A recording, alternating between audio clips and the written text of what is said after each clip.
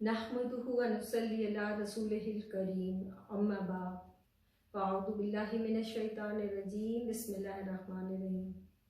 अस्सलामु अलैकुम व रहमतुल्लाहि व बरकातुहू। उम्मीद है आप सब लोग खैरियत के साथ होंगे इंशाअल्लाह।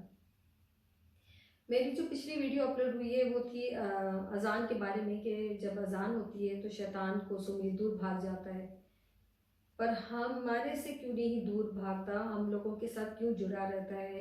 ना हम टीवी की आवाज़ बंद करते हैं, ना हम बात करना बंद करते हैं, गाने लगे हुए होते हैं, ऐसा क्यों होता है।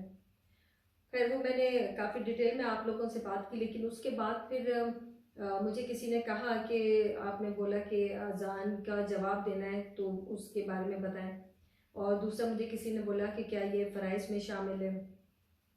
तो पहले तो मैं बता दूं, ये बिल्कुल भी फ़राइज़ में शामिल नहीं है, क्योंकि आप बिल्कुल अच्छी तरह इस बात को जान लें कि ये सुन्नत नबी सल्लल्लाहु अलैहि वसल्लम है, और उनका ये फरमान है कि जब भी अज़ान की आवाज़ सुनो तो उसका जवाब दो, और जो बहुत अच्छे बेहतरीन तरीके से जवाब दे देगा और उसके बाद मेरे पे दुरूद पाक पढ़ेगा तो वो यकीनन जन्नत का मुस्तहिक होगा। लेकिन जन्नत का मुस्तहिक होने के लिए आपको ये ख़ास बात समझनी है कि खाली इसको पढ़ने से आपने नहीं जन्नत में चले जाना, बल्कि उससे पहले आपको तमाम फ़राइज़ की भरपूर तरीके से अदायगी करनी है, अपने ईमान को मजबूत रखना है, तवक्कुल अल्लाह करना है, और उसके बाद ये जो छोटी छोटी हमें दुआएं बता दी गई हैं और हमें बता दिया गया है कि आप ये नफिल पर अदा करें, आप इशराक पढ़ें, आप चाश पढ़ें, या फिर आप रात को तहज्जुद पढ़ें, या सलातुल लैल के आप नफिल अदा करें। तो ये जो छोटी छोटी बातें हैं, सदका खैरात करना, ये हमारे बोनस पॉइंट है। ये हम लोग जब अपनी फ़राइज़ की अदायगी भरपूर तरीके से अदा करेंगे और उसके बाद फिर जब हम इन चीज़ों को साथ लेके चलेंगे तो यकीनन वहाँ पे हमारे लिए एक दो और तीन या चार पांच नेकियां नहीं होंगी, बल्कि पहाड़ के बराबर हमारी नेकियां मौजूद होंगी, और जो हमें वहाँ पे यकीनन फ़ायदा देंगी। हमारे किसी भी गुनाह में जो ज़्यादती हो चुकी होगी उसको कम करके हमारी नेकियां बढ़ा सकती हैं। तो ये तब ये सारी चीज़ें काम आएंगी।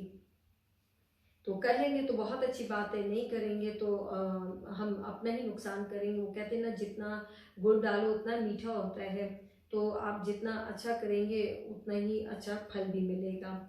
बाकी रहेगी बात कि इसको कुछ ने कहा है कि जब हम काम कर रहे होते हैं किचन वगैरह में तो हम क्या करें।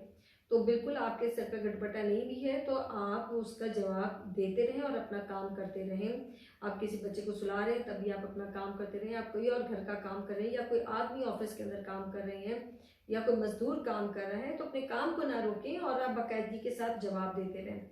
और हाँ, आप वॉशरूम में हैं तो बिल्कुल जवाब आप नहीं देंगे, आप खामोशी इख्तियार रखें, और अगर कोई सो रहा है तो उसके लिए भी माफ़ी है। और अगर कभी ऐसा होता है कि एक ही जगह के ऊपर मोहल्ले में इतनी इतनी अजानें हो जाती हैं कि लोग परेशान हो जाते हैं, तो आप जो पहली अजान हो रही है जिसकी आपको बिल्कुल सही आवाज़ आ रही है, या दूसरी अजान जिसकी आपको बिल्कुल सही आवाज़ आ रही है, आप उसके साथ उसको दोहरा लें। और अगर आपको इतनी दूर से अजान की आवाज़ आ रही है कि बस आपको पता है कि अजान हो रही है लेकिन पता नहीं लग रहा, तो अगर आप जवाब नहीं भी देंगे तो कोई फ़र्क नहीं पड़ेगा। बाकी अब रहेगी बात कि जवाब क्या देना है, तो सही बुखारी की हदीस है 611, अबू सईद खुदरी रज़ियल्लाहु अन्हु से साबित है कि उन्होंने कहा फरमाया कि नबी करीम सल्लल्लाहु अलैहि वसल्लम ने फरमाया कि जब मुअज्जिन अजान दे तो जो वो बोले वही तुम भी दोहराओ।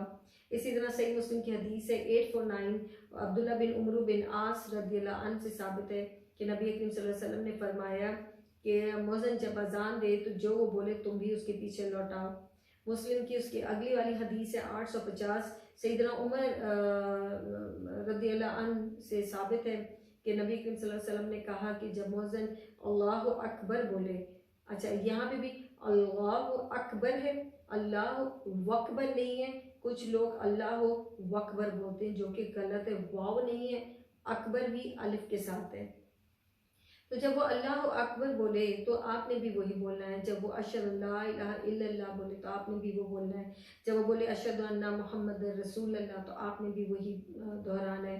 और जब वो बोले हय्या अलस सलाह तो यहाँ पे आपने दोहराना है ला हौला वला कुव्वता इल्ला बिल्लाह। इसी तरह जब वो बोले हैया अलल फलाह, तो वहाँ पे भी यही दोहराना है, ला हौला वला कुव्वता इल्ला बिल्लाह। और फिर उसके बाद बाकी की अजान मुकम्मल करें। और फजर के अंदर जब अजान होती है तो वैसे तो उमूमन लोग सो रहे होते हैं, लेकिन अगर जाग रहे हो तो वहाँ पे है अस्सलातु खैरुम मिनन नौम, तो वो भी हमने इसी को दोहराना है। और ये साबित है, बिल्कुल 100% साबित है कि हमने इसी को दोहराना है, कोई और इसमें अल्फाज नहीं अदा करने। अब एक जो बात है, मेन बात है कि हैया अलस सलाह और हैया अलल फलाह के ऊपर हमने क्यों दूसरे अल्फाजों में बात करनी है या दोहराना है, तो बाकियों में क्यों नहीं? क्योंकि जब हम बाकियों को देखें तो अल्लाह अकबर का मतलब है अल्लाह बहुत बड़ा है, तो वो हम भी जब बोलेंगे तो वही चीज़ बोलेंगे।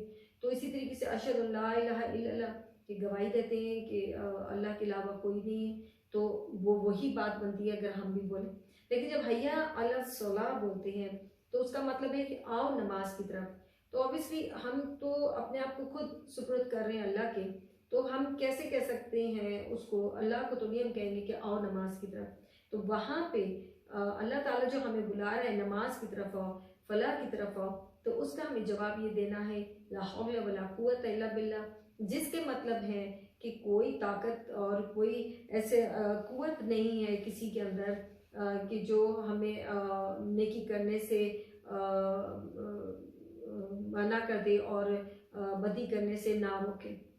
यानी कि हम नेकी भी करेंगे तो वो अल्लाह के हुक्म के मर्जी के मुताबिक ही होगा, उसकी कुव्वत के बगैर हम कुछ नहीं कर सकते।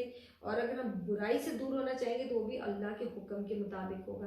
तो यहाँ हम अपने आप को उसके हवाले करते हैं और अल्लाह ताला से दुआ करते हैं कि या अल्लाह इस तेरे अलावा और कोई भी कुछ नहीं कर सकता, हमें तू नमाज के लिए बुला रहा है तो इतनी हमें भी ताकत दे, हमें भी कुव्वत दे जो तेरे अंदर है, कि हम उतनी हिम्मत रखें और नमाज की तरफ आएँ। और इसी तरह फलाह की तरफ भी आने के लिए हम अल्लाह ताला से दुआ करें कि हमारी इतनी औकात नहीं है कि हम किसी नेकी की तरफ बढ़े, तू हमारी मदद फरमा और हम नेकी की तरफ आए। तो क्योंकि कोई भी अच्छा काम जब हमने करना होता है तो ऑब्वियसली हम अल्लाह ताला से दुआ मांगते हैं, मदद मांगते हैं। बुराई से बचना हो तब भी हम अल्लाह ताला से मदद मांगते हैं तो अल्लाह ताला बचा लेता है। और आसान काम नहीं है बुराई से बचना, लेकिन अगर जो बच जाए तो वो अल्लाह की मेहरबानी होती है उनके ऊपर, और उनमें आप भी शामिल और मैं भी शामिल हूँ, तो अल्लाह ताला हम पे अपनी मेहरबानी बनाए रखे। तो सिर्फ एक ये सीधी सी तरीक़ाकार है अज़ान को दोहराने का, कोई मुश्किल मरहला नहीं है, आप आसानी से ये कर सकते हैं और ज़रूर करें और सवाब हासिल करें और अपनी नेकियों में इजाफ़ा करें। उम्मीद है कि आपको समझ आ गई होगी, नहीं समझ आई होगी तो बिल्कुल आप ज़रूर मुझसे पूछ सकते हैं, क्योंकि अल्लाह के हुक्म के बगैर तो हम ये भी नहीं कर सकते हैं। तो अल्लाह ताला हम लोगों को इतनी तौफ़ीक अता करे कि हम छोटी छोटी नेकियां कमाने के लिए ज़रूर आगे बढ़ें। आप सब अपना बहुत ख्याल रखें, खुश रहें, खुश रखें और खुश रखना ज़्यादा ज़रूरी है। अस्सलामु अलैकुम व रहमतुल्लाहि व बरकातुहू।